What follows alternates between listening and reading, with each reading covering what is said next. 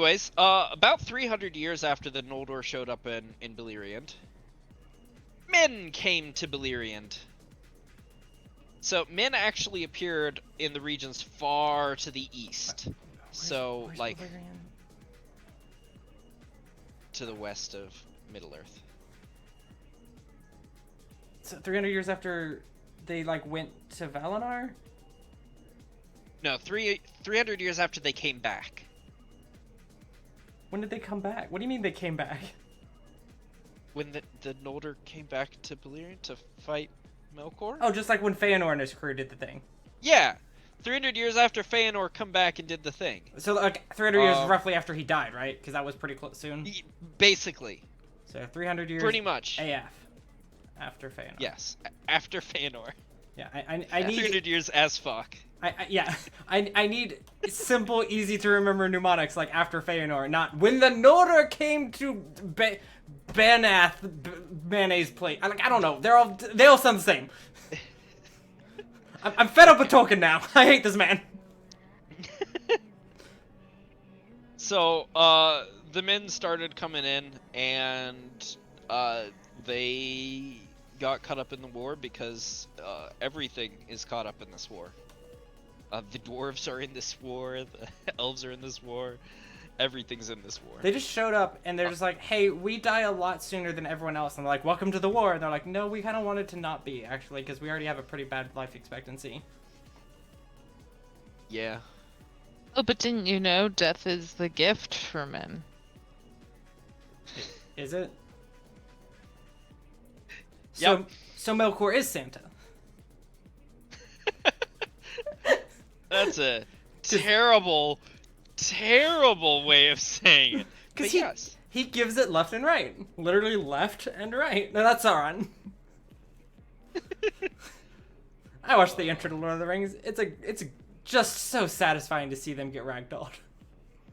So one of the men, the chieftain among men, Bjor the Old. I mean, this is just one of the chieftain. He's the one that showed up in the west.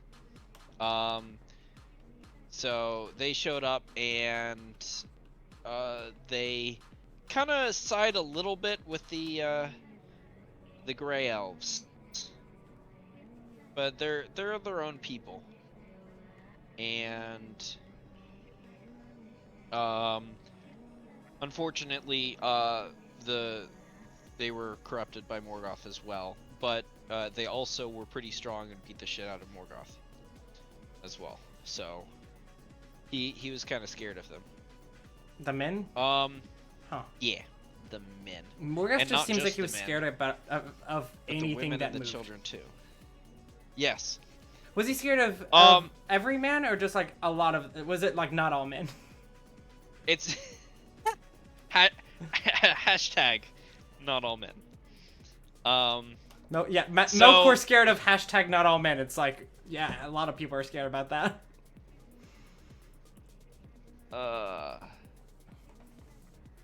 Oh, well, this is here's the in canon like AD BC thing is YS, years of the sun. But basically, like 450 years after Feanor died, Morgoth decides to break the siege, and he starts the fourth great battle, Dagor Bragollach, because they have to have names for everything. So Glaurung the dragon comes back and isn't just a little baby anymore, and like Balrogs are riding on dragons at this point, and they whoop the shit out of the siege. Yeah, because Balrog's of course- on dragons. Exactly. Like, what did you expect? Yeah, you get fucked. So like wiped out. Editor's note. Cool shit.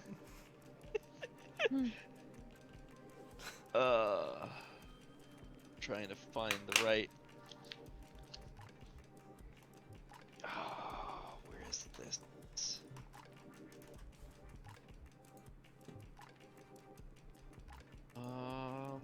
All right, so ton of Noldor died, and then Fingolfin uh, beheld, as it seemed to him, the utter ruin of the Noldor, and the defeat beyond redress of all their houses.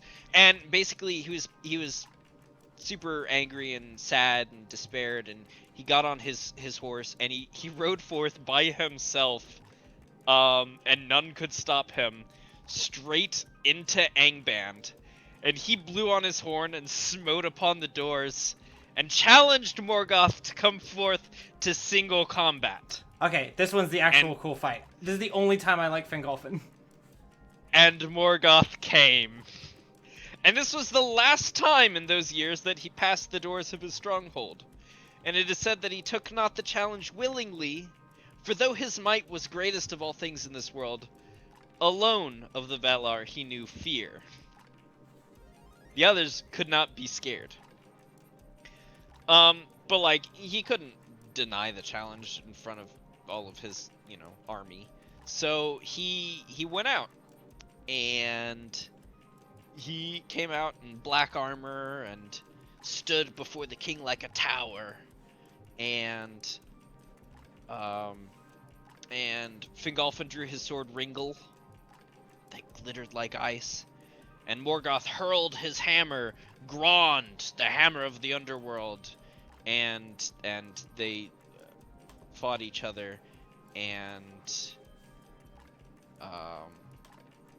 Fingolfin wounded Morgoth 7 times. And then Morgoth crushed him with his shield, and then beat him to death.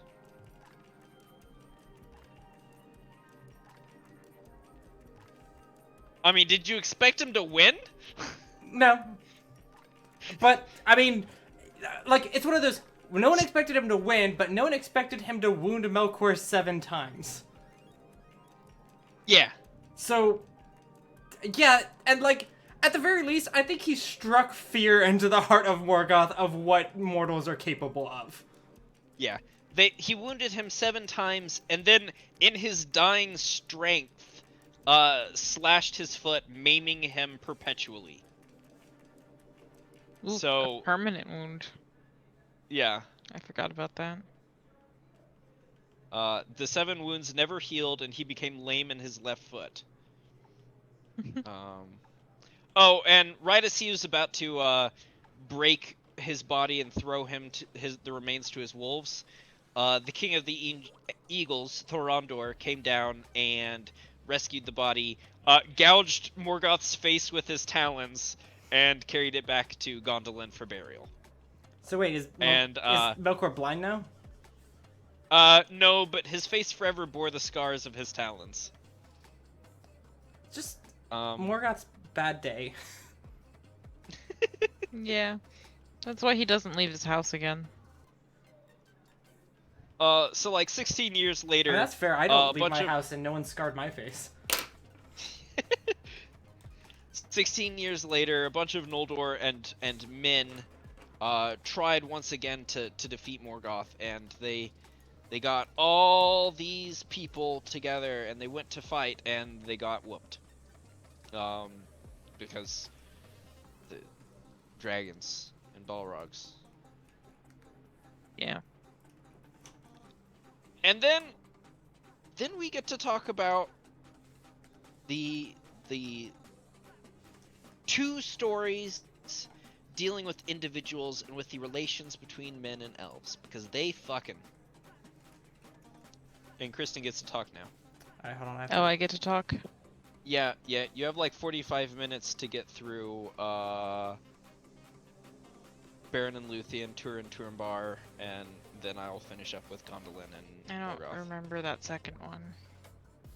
I'll start looking. You got 20 minutes. Cool. 25 minutes. Let me remember who Baron's parents are, because that's vaguely important.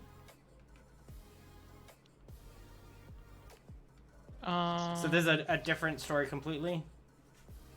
Not like completely, but I mean like it's It's a continuation of one of the Silmarils.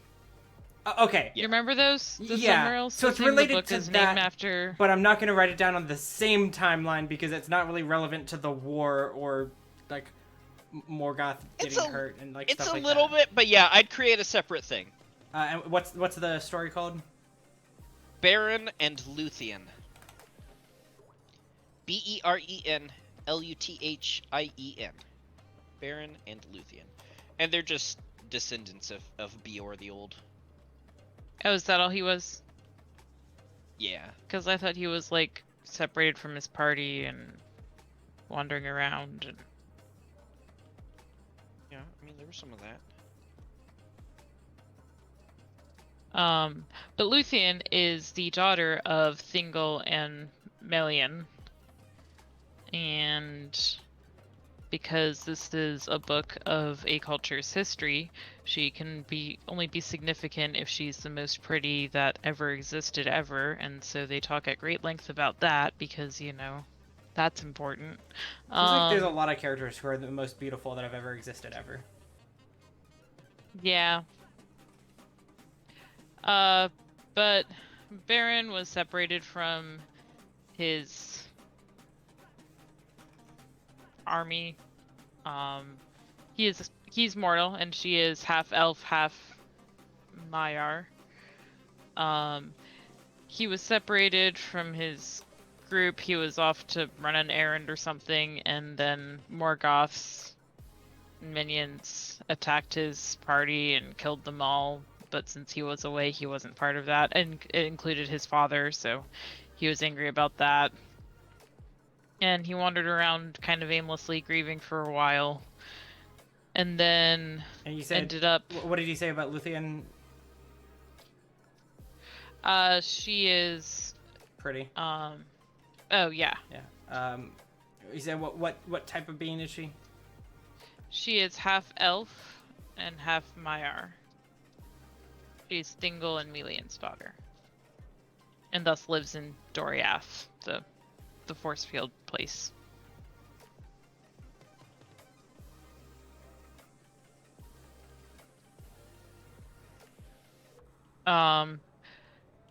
And she was out in the woods singing and being pretty, and Beren heard her and observed her and fell in love, and they chatted, and he was cool, so they were talking, and they became really, really good friends, and more than friends, whatever. But the minstrel for Thingol also thought Luthien was pretty, so he ratted them out and told Thingol about them. And Wait, who's minstrel? Baron? Thingol's minstrel. Because Luthien sings really well, so he liked to like play music for her, and she would sing with that. And you know, music's fun, and doing music with people can be fun, and she was pretty, so he decided that was like his thing. But then she was singing for Beren, and he was upset. So he found out about her plans to... Weird. There's not often any bards that are also incels. Continue. to run off with Beren, and so Thingol was all mad because Beren is not an elf and shouldn't have anything to do with his family. Oh yeah, what type of being is Beren? Is he elf or human? No, he's human. So then Beren was like, well, we really love each other. What can I possibly do to earn the hand of your daughter? And he was like, bring me a Silmaril from Morgoth's lair. And Beren's like, okay. And Melian's like, you just put a price on our daughter's head. And Thingol's like, no, trust me. Even if he does it, I'll figure out some reason not to. Even if he does bring me one of the 3 sacred gems that there are only 3 of in the world and can never be made again, then like, I won't be persuaded by that. I'm not a dwarf. But again, no racism, except for a couple pages back when that one dude invented it. Yeah. Absolutely.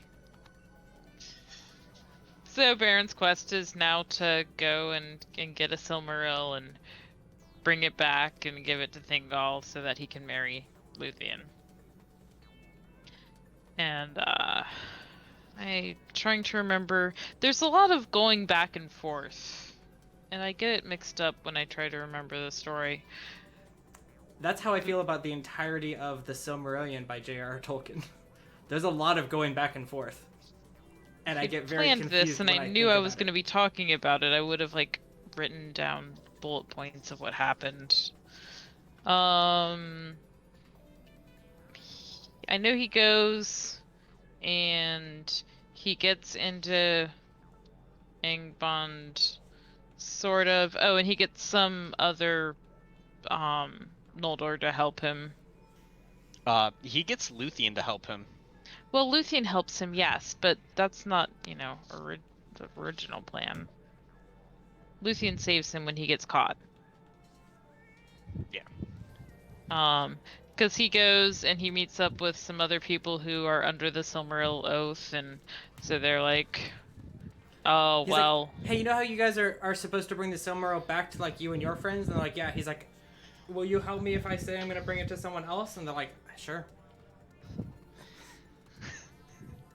We got nothing else to do. It's the closest we'll get. We'll just take it from you guys later. He's like, I just want to get married, so sure.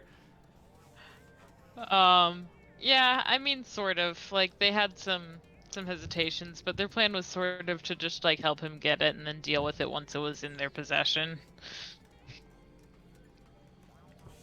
But, they go, they make it into the stronghold, but then they're captured, and they're held prisoner, and they're being, like, tortured and stuff, but they're not giving away information as to where any of the secret places are, because they're not like that. And then Luthien, meanwhile, because, it's a back and forth story. Yeah. She was going to go with as well.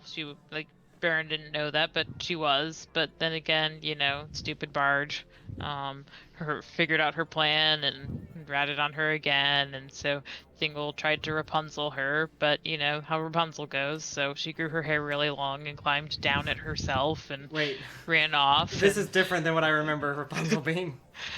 You don't remember Rapunzel climbing down her hair, weaving it into a darkness void magic thing that makes you, hard to see and running away? I thought that was the spider. I thought Ungoliant. No, honestly, this is way better than Rapunzel, because in Rapunzel it's like, oh, I wish I had a man to help me, and in this one it's like, I ain't need no man. No. What in this one it's oh god, I gotta go help my man. Yep. I gotta go help my dame in distress. I don't know if there's a male version of damsel actually. Yeah, not really. I don't think. She goes and like I said, she ends up saving him from Morgoth like a few times. So I'm trying to remember exactly. I think she goes in and they're like about to pull him out and kill him next. Yeah, that's right. She gets Juan. Juan's an epic dog. Juan's the actual hero of this story. Juan is the best. Huan. Huan. He's a magic dog. He speaks three times in his life. I am doing what I have heard. Using a puppy? Juan, just to point out that specifically heard Juan you say is the word swan 3 times, so it's swan now. Juan is a wolfhound gifted by Orome to one of the elves. Named Juan. It's like a sexy puppy. Yes, not to Baron or Luthien or anyone else. No, this is one of the other elves' dogs, but he finds his true family. Yeah. He knows where he belongs. Oh, well, I have to and add, it's also he is allowed to speak 3 times before he died, and is also prophesied that he could not be killed unless it was by the greatest wolf that ever lived. Yep. See, I hate prophecies like that because you're like, well, then it's gonna happen. Yep, and it's very tragic that it does. What if he only... But, Wait, well, if he just never spoke the third time, he wouldn't be killed, ever. he spoke the third time while he was dying. Like, he realized he was dying. Oh, well, he shouldn't have done it then, idiot. He wouldn't have died. It wasn't prophesied that he would speak 3 times. What, he was allowed to? What if he fucks up because he's never spoken before? Like, he chokes on his words, just like, oh done. shit, let me restart. But he helps her get in, and he fights some things, and she sings, and Baron hears her, and hope is restored to him despite all the tortures and everything he's been undergoing, and he comes out fighting, and they get away. And they go back to Doriath, and Baron's like, okay, thanks for rescuing me. I mean, you're amazing at fighting and everything, and I need you to stay safe because I need to go get Silmarils and fulfill my oath. And then, Juan, I'm trusting you to keep her safe. And then she was like, hey, I mean, we're literally at, like, outside of the kingdom where my dad is that won't let us get married, so why don't we just hang out here and get married? And he's like, I don't like that story as much. That doesn't seem as complicated as it could be.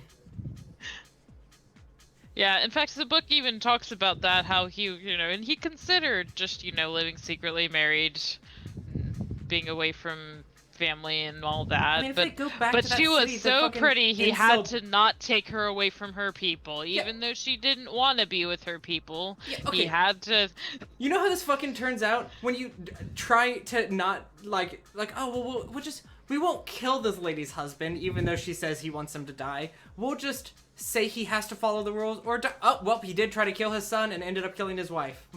Wish we had thought about doing something beforehand.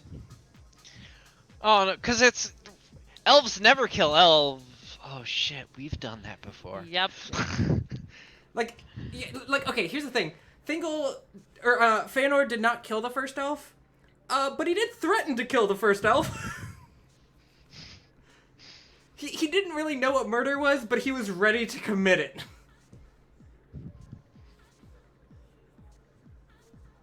Carry on. So then Baron abandons her to run off to do his quest alone because, he's angsty like that, I guess. He doesn't seem angsty, but then you look at what he does, and I guess he's kind of angsty. I mean, he's trying to prove himself a hero, I guess. He's got a lot to prove. And Juan swore to... Juan, didn't speak, but agreed to, take charge and make sure that she would stay safe. So... He nods she wakes and it's up, like, that was one, and he's like, what? So she wakes up and she realizes Baron's gone and Juan's there and she's like, hey, can you be my steed again? And he's like, yeah, sure. So she hops on and they run after him because, fuck that. She's like, God, my fucking dumbass husband. Not husband yet. Yeah, not technically not fiance. yet. Technically not even, boyfriend. Her boy toy. But as they're going through, Sarah... Was it Saragorn? Oh. Celigorm? The one that, Celigorm. I heard you say Saragorn, like it was just someone put an S at the beginning of Aragorn to try to make him a girl. Oh, no. And that's the funniest thing I've ever... Just, this is my OC, Saragorn. That's gonna be my next D&D character. Celigorm, someone's kin. I don't know. I don't care. I think my sister always pronounced it Celeborn. But there's no B. This is... Yeah, it would be Celigorm. He's one of the sons of Feanor. Okay, this must be a different character. And Gorm? That is the worst ending of a name. Yep. He, ends up intercepting her and is like, oh yeah, I'll help you track down Baron and get into Ingbond. And then he locks her up and is like, ha, now I have Thingol's daughter, I'm gonna marry her, and no one has any choice about it.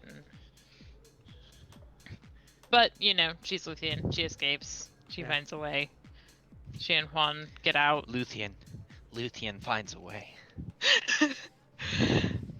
and they catch up to Baron while he's in some kind of fight that's really too much for him, and Juan helps, and they figure out a way to disguise themselves as creatures that belong in England, and they make it in, and they're stopped at Morgoth's gate because his security guard is like, wait, that thing you're disguised as, that's been dead. That's weird. Just wait here for a second. Wait. They were disguised as an extinct monster?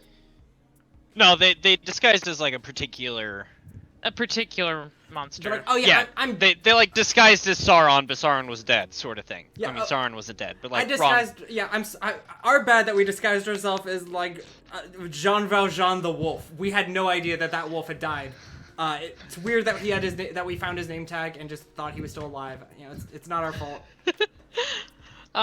But Juan's like, no, let's fight, and doesn't kill the thing at the gate, but they put it into a sleep. Oh no, Luthien actually. Luthien drops her disguise and is just like, sleep, and like ancient powers come into her as she speaks, and it falls asleep, and so they're like, ha, cool, we can get in now. So Baron's still disguised, Luthien is not disguised, and Juan is fighting something else when the two of them go in.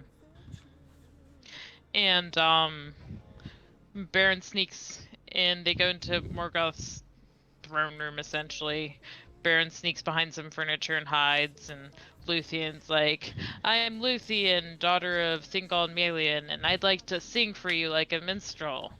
And Thingol's like, oh wow, she's really pretty, and then he has all sorts of evil thoughts that apparently this book is to Morgoth thinks that. Okay, I was like, wait, why did Thingol get here? No, Morgoth. Sorry, I meant Morgoth. I like that she's like, I am the daughter of an elf. I am here to sing for you. And he's like, it's perfectly normal that you are in my house and that the guards did not stop you. I mean, he's Morgoth, and he's got all his Wait, did he say he was in creatures bed? around him. He's not worried. No. No. He's in his throne. Okay. I was like, oh, maybe he just woke up. He's not thinking it through very well. No, he's in his throne room. But he's thinking about bed, as if I'm understanding the implications of this correctly. Oh no, that's not what I was actually trying to imply. I was just saying, I thought you had said he was in bed, and so I was like, oh, he's just sleepy. Oh, no. And so then she sings, and again, her song is super powerful, and he and all the other creatures, like, within a fairly decent radius, just fall asleep magically.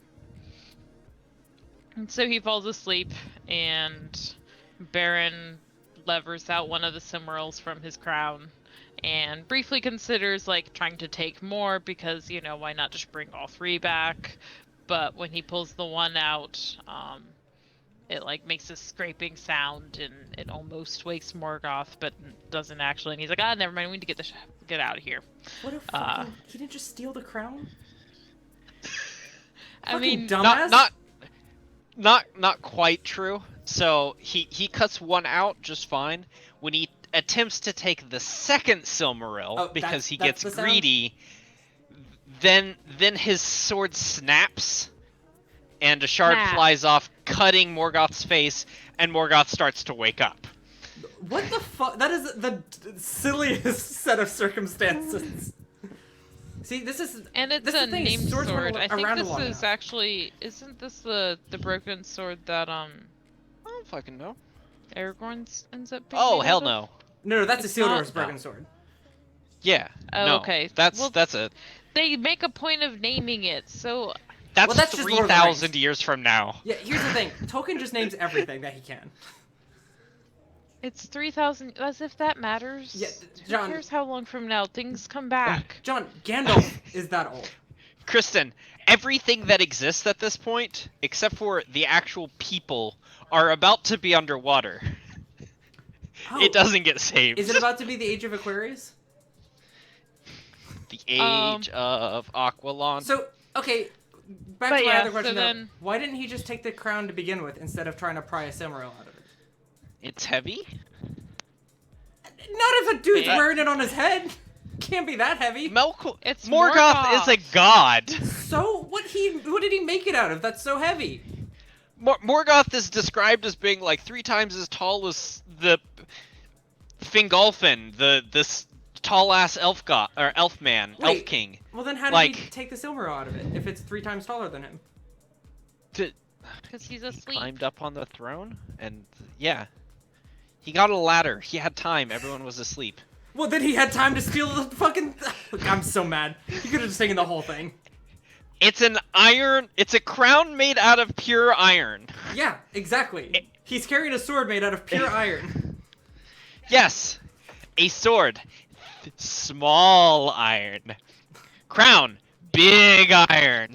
I mean, it's not. You're like, asking like, it's like half a just car. Circle. It's not filled in. Like it's not. No, this is a big crown. Okay, how big are the Because Silmarils? well, I don't. I'm assuming they're like There's not a description. at biggest, like the size, like maybe 2 hands. Yeah, to hand hold. sized. So at Yeah. this point in the crown, you can't see them. Because the crown is so The- big that there are 3 really tiny spots that are just kind of They're glowy. super bright. Yeah, so The he crown just has has 3 to be LEDs. large. The crown has to be large enough that the Silmarils don't touch him at all, and like can't touch him. So he's because... just wearing like a 10-gallon hat, except it's a 5 million gallon hat, and it just goes straight up about 3 miles. I also like the thought that it's 3 Silmarils, and they're just placed in the same positioning to be like Sam Fisher's like night vision goggles. See, you remember Sauron in the Lord of the Rings movies I don't when he recall. comes out to beat people with a mace? No, was that the dude with the staff and like the white robes? No. Wait, you said Sauron? Isn't that just an eye? Sauron. No, oh, I'm sorry. I'm thinking of Saruman. Oh, was he the Yeah. was he the hobbit-like creature that found the ring after he killed his friend? I hate you. Oh, no, I'm sorry. That's Smeagol. Oh, is this Frodo's bro? All right, so continue, Kristen. No, I want to know what you're talking about. Are you sure? Because I think you just decided Continue. you'd rather talk about all this other stuff. Continue. So they're leaving, and Baron has the Silmaril in his hand, and it's not burning him. It's okay with being in his hand. But then on the way out, That's a summary. oh, okay. Where you're at. They meet the guard at the beginning of the gate that they had first had sleep so that they could get in. Yeah. He's woken up now, and I had forgotten, I don't know how I forgot this, that he's actually Morgoth's pup. It's really sad because he's a super awesome dog, but he's gone a very wrong way. He's been raised from puppyhood to be like Morgoth's huge bodyguard. Yeah, it's Cerberus. Yeah. So Karcharoth. That's Cerberus in Latin. and I think Cerberus is Cerberus in Latin. Oh god, the highlights from this episode are And going to be he's the fighting- things in the story. and so he tries to fight them, and so Baron's trying to fight him off, and Baron's like, "Oh, I've got this Silmaril in my hand. Let me use that, because you know that burns things and Yeah. stuff." So he holds it up, but it doesn't have quite the effect he's going for, because Does it just kill him? no, he just bites his hand off with the Silmaril in it. And that's when the Silmaril burns him. And so then he's crazed and in agony and running around in madness, and he's giant and he's monstrous and he's destroying everything in his path, and he just goes crazy throughout the land. So Luthien works to heal Baron, and they head Did back you put a fucking to band-aid on his stump? Like, no, she's like got magic. Does and it regrow his healing hand? Skills. No, No, but it it does caught it, and so yeah, he doesn't have that hand anymore. It stumps it. the only Yeah. reason I'm writing this down is because this is a 4th class that Baron has multi-classed into. Stumpy? No, I'm sorry, Luthien multi-classes Oh, into, Luthien. into Oh, okay. cleric. She's bard, rogue, cleric. Bard, rogue, cleric, wizard, because she used enchantress Oh, that's right. spells to make everyone go to sleep. That's a bard thing. That's a bard thing. No, her healing spells have to be better than. Oh, the enchantress. She did it with singing. guess. It's a bard thing. It's definitionally a bard thing. Not necessarily. Wizards can also sing. Also, you can't multi-class into 4 classes. Everyone who played 3.5 knows this, unless you break the rules. Well, John, this isn't 3.5. That's the third age. This is 1.0. But you couldn't multi-class at all. Well, fucking tell that to Luthien. Is she a fighter man? So then they again No, that's consider definitely just Barrett. Because it's the not closest going thing back. to dumbass. just being, just living outside of the kingdom together because, Oh, they don't we go did- back? No, they think about it, but then again, Baron's like, oh, now we have to. So they go back, and Thingle's like, did you complete your quest? And Baron's like, I, at this moment, have a Silmaril in my hand. And he's like, well, let me see it. And so he opens up the hand he has, and it's empty, and then he holds up the other arm, and it's a stump because it has no hand. Let me guess. And then Dingle went, I don't really understand what you're trying to say. And he's like, it's in No, my hand. and And then- Dingle's like, that didn't explain fucking anything. Can you use your words? You dumb Dingle- motherfucker. Fingal felt bad that he lost his hand, and they explain what happened, and Dingle's like, oh, that's why there's the crazy giant dog just like running around ruining everything. That explains it. But he decides to let them get married, even though he'd originally thought that he was gonna not. So they get married, and then they get ready to go and stop Shark-Charoff. So they organize the Stop who? hunting party to go. The dog. Oh, The Cerberus, dog. okay. Yeah. Yeah. So they go out and it's Dingle and Barian and Juan and a bunch of other people. Luthien decides not to go. I still don't understand why. Maybe she just doesn't want to hurt puppies. I get that. But the other they puppy was go. all for it, apparently. He was like, I can only die to the mightiest wolf. Let's go fight this big, strong dog. Mhm. Yep. So they go and they hunt for it and they can't find it, and it's nightfall, so they're camping and they're watching and stuff, and then they notice that Juan isn't near them, because Juan thought he saw something and ran off by himself because he just couldn't wait for the rest of the party, and he finds Charteroff and fights with him, and Baron goes and tries to fight with him too, but Baron gets really badly hurt. I feel like all Baron does is get hurt. Baron, okay, I appreciate Baron because he tries his best. And I like, his heart He's is like clearly Moomin in Rider. it. Huh? Say it again? He's like um, Moomin Rider from Yeah, One yeah. Punch Man. Like, he has the heart of a hero, but the body of a dumbass. But so then Thingol runs to help mend his wound, and Juan's just fighting Jar-Droth, and Juan wins, but is mortally wounded, and with his last breath he praises Baron for the things he's accomplished, and gives his love to them and Luthien, and then dies, and it's sad. Wait, Luthien dies? Oh, never No. mind. No, Baron. Juan dies. Yeah, sorry, you said gives his love to, like, Baron and Luthien and then dies. And I was like, hold on. Why did Luthien die? And then I realized that was part of the earlier thought. Yeah, no. So Juan dies, but he defeated Jar-Droth, and then It's just Thor and whatever the snake is killing each other in Ragnarok again. Except and the they're other both people dogs. cut open, as you've been calling him, Cerberus, and yep, there's a hand holding a Silmaril, and then the hand just disintegrates, and so What? they have the Silmaril now. Wait, why does the hand disintegrate?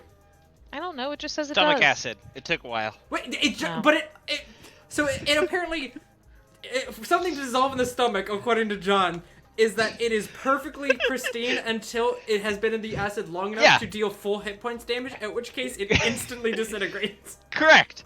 It's acid damage. It takes down. You're fine until you hit 0, and Yeah. then it's gone. Yeah. Haven't you played video games? Yeah, fair. Well, So then all they they have to bring- do is, if they just opened him a second earlier and just kept it out in cover, it We would don't just heal. have much time. Yeah, well, it sucks. So they bring Baron back, and he's dying, and Oh. Luthien asks him to wait before crossing over when he dies, not to go into the afterlife immediately, but to wait for her. And then she's been like major depressed for a while, and she, I guess, dies. I don't really understand what happens here, but She pulls a Padme.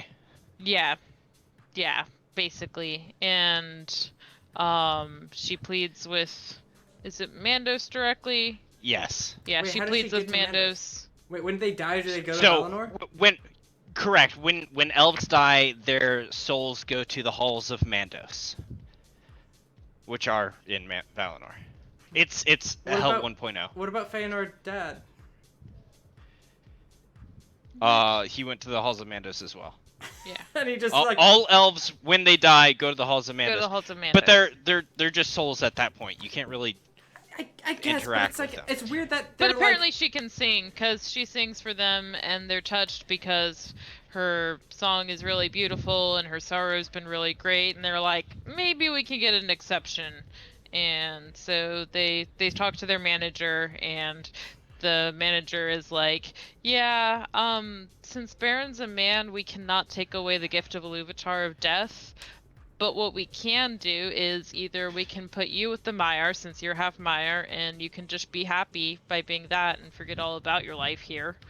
Or we can make you mortal and bring him back to life, and you two can just have a mortal life together. And she's like, I'll take that one. And so they do. So basically, she sacrifices her immortality to give to him the mortality portion of it again. Yeah. So they become equals. So they can do something with their life other than just, chase Silmarils. she's just like, well, thank God, because otherwise the other version of this was just gonna be, even if he didn't die here, if he just had his own long life of 100 years, which goes by in 3.5 seconds for me, an elf god, then yeah, I'd be sad for the rest of my life. So at least I get to die after he does.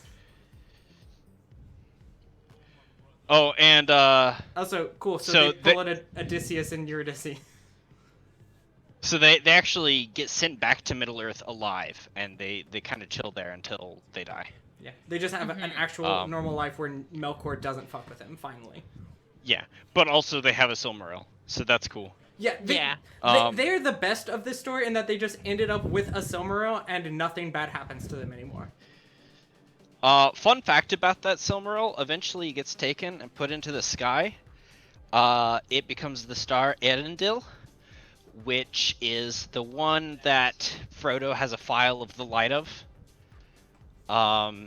Where he can like shine it at Shelob. He does that. He gets that from Galadriel. Hold on. So Why does it hurt Shelob then? because it's a reflection of the light of a Silmaril, which is a And you know The who wanted to eat a light of- Silmaril? Ungoliant. Shelob is not Fucking Ungoliant. ancestor. Yeah, but it's her ancestor. But Ungoliant is the primal hunger. I was gonna Shelob say, is just always hungry. Dom, It I'm is sure different. Oh, our okay, ancestors that's have different. eaten things that we shouldn't eat. Say again? I'm sure our ancestors have eaten things that we shouldn't eat because, evolution takes place and your stomach can't handle some things. Yeah, but this ancestor didn't even get the chance. She should have just eaten it for like. Also, I hate that it's like, oh yes, this phial of light. It holds the light of that star, which is also a Silmaril, which holds the light of these trees, which were made after these lamps, and it's just like, oh. No, stop. see. Wait. Hold on. We already have the Silmaril and the tree light problem. We're not going to get into that. This is different in that this is a rechargeable item. Okay, but it's So, it's it has the it has light to be. of that star, Yeah, well, and that it's star is a Silmaril. This is. and that Silmaril has is- the light of those trees. Shut the fuck up and let me talk. No. This is like glow in the dark paint. it has to absorb the light, and then it gives off that light. It doesn't give off the light unless it absorbs that light. It's not like, if the star goes away, the file doesn't work anymore. If you keep the file in underground for too long, the file doesn't work anymore. It's a battery. Anyways, the end of that story is that Thingol and Melian suffer the grief of being deprived of their daughter of all time for being greedy with her. Wait, what daughter? And being controlling parents. Luthien. Okay, yeah. Sorry, I thought we were talking Baron Luthien. Okay, so you can see here that there's a tree, which gives light to a Silmaril, which is a star, which goes to the file. And I think if you look really closely at the Silmaril, it says QED. I guess that means logic wins. God, I love arguing with people who know more than me when I know I'm wrong. All right, so I'll tell about the story of Turin Turambar.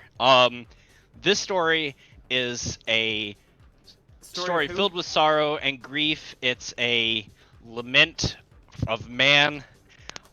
Turin Turambar.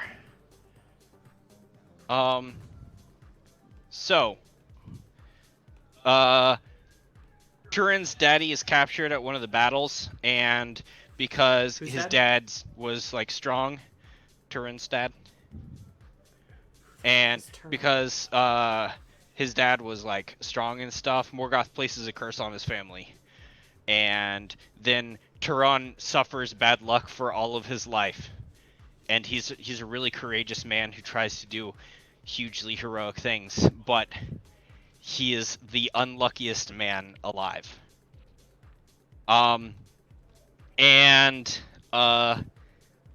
So everything he tries to do goes wrong, and eventually Turin and his sister Nienor are enchanted by the dragon Glaurung, who at this point has taken over several of the elf cities and just like ate all the people there and now lives on it like Smaug.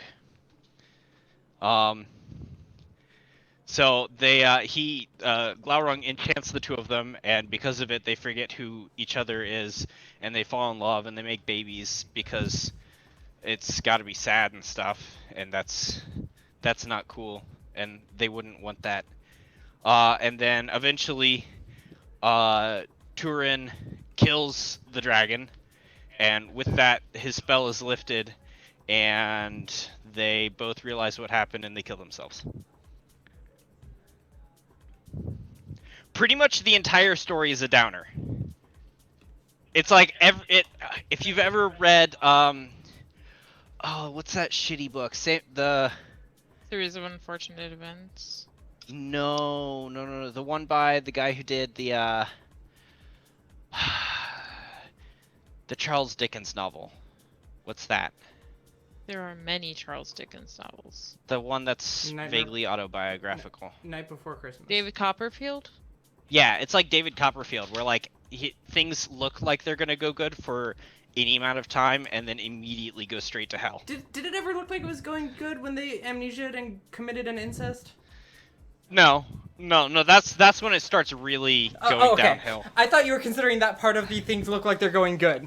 Because so far, nothing in this story looked good. It started with, a dad is cursed, bad luck happens, they go on bad adventures and hijinks, they meet a dragon who eats elf cities, they get amnesia. None of this so far has been good. No, it's horrible. It's only gotten worse. Yeah. There's a whole lot more that happens, but we don't have time. Yeah. So suffice it to say that this story, really, really well written. It's a perfect example. It's a flawlessly written, perfect example of tragedy, as a traditional tragedy is written.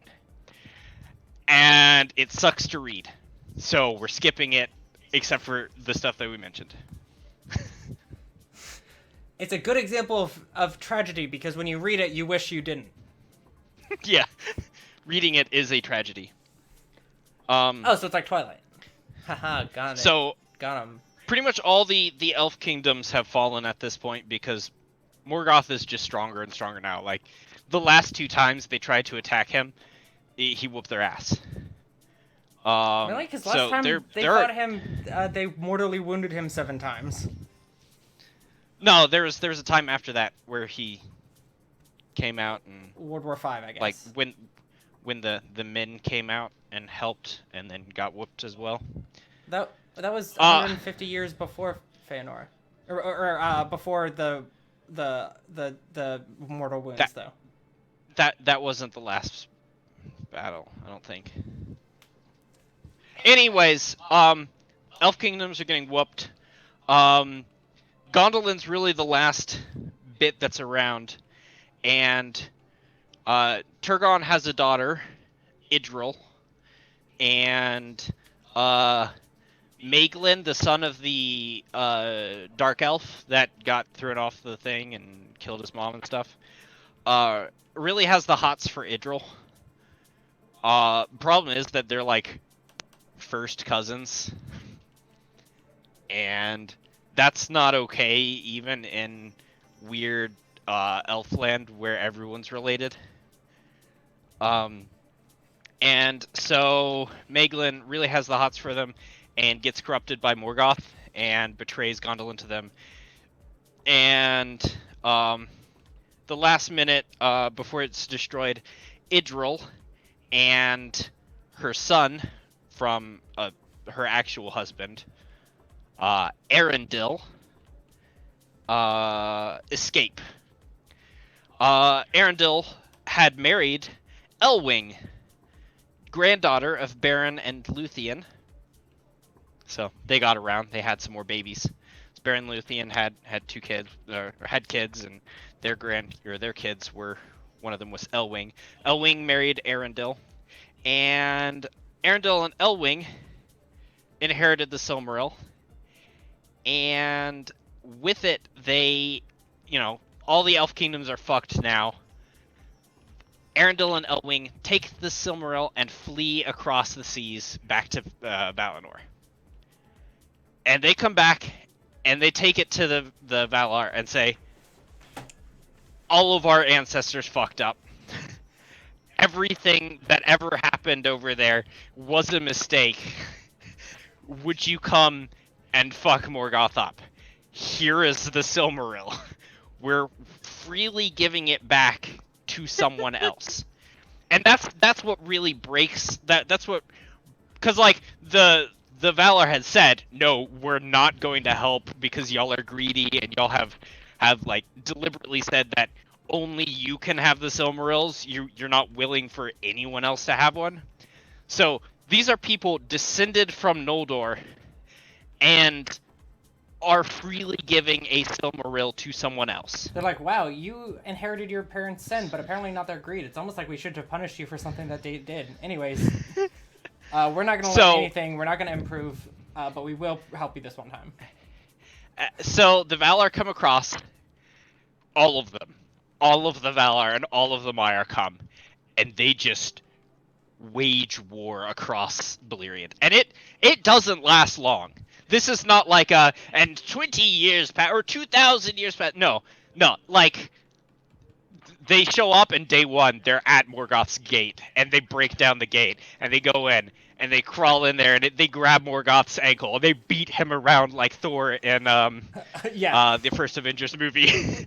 Puny God. They rip off his Silmarils, and one of them falls off and rolls into the ocean. Wait, what? And there it lies in the bottom of the ocean. Was there just one of them falls off? There just a path to the ocean in his castle? Well, I mean, they're beating him around. Like, one of the times they swing him up, like a trebuchet, it flies off and lands over. And does he not have a ceiling? The Eagles drag just... him out. What? I said they dragged him out. Like, just anyways, his crown didn't fall off.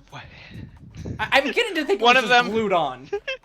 One of them lands in the ocean, and there it is for all time. One of them, the other one falls off and gets lost in the depths of the earth. And Morgoth they take and they remove from the universe. They take him and they force him outside of the known universe to hide in the deep darkness of non-universe. They go into Sing Song Land with Eru Iluvatar. So they sent him to Turbo Hell. And it's said that at the end of all time, he will come back, and that'll be the great cataclysm that destroys all of the Earth. But Wait, that's what? He's still not never. gone? Technically, no. But So with then all of this turmoil just that's kill him! happened, pretty much everything else has died, and like the land is wrecked, and they like the remaining elves that are alive, they take back to Valinor if they apologize or whatever, and they're willing to go. Otherwise, they're sent east of the mountains back into Middle Earth proper. The men that are around now, they go, well, y'all can either go with the elves across to Middle Earth, or we can give you an island, I guess? I mean, that's cool. So they raise an island sort of halfway between Middle Earth and Valinor, and that is called Numenor. And that's where the Numenorians go. And that's what the elves are. The elves go over there. Including one of the sons of Arundel and Elwing. And crap. I need to grab my book because I don't remember his name. John, we don't have time to Shit, look up that. where did I lose my book? You just have to make it up. No, I don't. Whatever, it's Aragorn's legacy. We all know this. It's Elros. Who? Oh wow, who could have seen that coming? Yeah. Yeah, wow, Elros. his name sounds like Elrond. Cool. And then wow, one of his descendants marries Elrond's daughter. Wow. So no, Elros is there are two sons of Arundel and Elwing, and one of them was Elros, and they were given the decision as half man, half elf to be either mortal or immortal. And Elros decided to be mortal, and he went and fathered the Numenorians, and that's why, because he is still half elven, but he's mortal. I mean, they're not immortal. So, though. yeah, elves are immortal. Then why did they die? That's not what immortal means. Immortal means that you do not die of old age or sickness. Okay, so you can still die. So like, just be immortal every time. Oh, I don't like life anymore. Okay, just go fight in a war. Everyone else is doing it anyways. The other son, was named Elrond, and he chose, as a half-elf, to be immortal. When do you choose? Like, at what age? If you get this stabbed was a once in a ever choice given to them. What, to by... 2 children? Yes. Are they twins, or were they born at different times? They were adult. So you know how Elrond looks in the movies? Pretty much like that. He was that old. 80? Because he doesn't. Yeah. I mean, like, I don't know, 55. How old is Hugo Weaving at that time? But like 55-ish, yeah. I mean, he didn't look young. Well, I mean, at 55, he was like, yeah, I have the fear of death at this point. I have high blood pressure. I'm fine with living forever. And then, because Beleriand was so messed up, they sunk it. So... I don't remember where that place is, so who cares? Where everything's been happening? I don't... Like, half this... We still mention Middle Earth every 20 minutes. It was West Middle Earth. Yeah, but, like, we talk about Middle Earth to fight Morgoth, and, like, how they fucked up Middle Earth. So not everything happened there. There was still stuff happening in other places. 99% of everything happened in Beleriand. Yeah, except for the important stuff, like almost killing Morgoth. No, that happened in Beleriand. Morgoth never went to Middle Earth. Then why did you say they fucked up Middle Earth in order to go fight Morgoth? Oh, in the very, very, very, very beginning. I'm talking about the actual, like, No, just after the now. Silmarils are made portion. Yeah, no, just now. No, they fucked up Valyrian. Oh, maybe you said the Earth, and I was like, oh yeah, Middle Earth. It's like, whatever, why don't they just move to Middle Earth? So yeah, we're done now.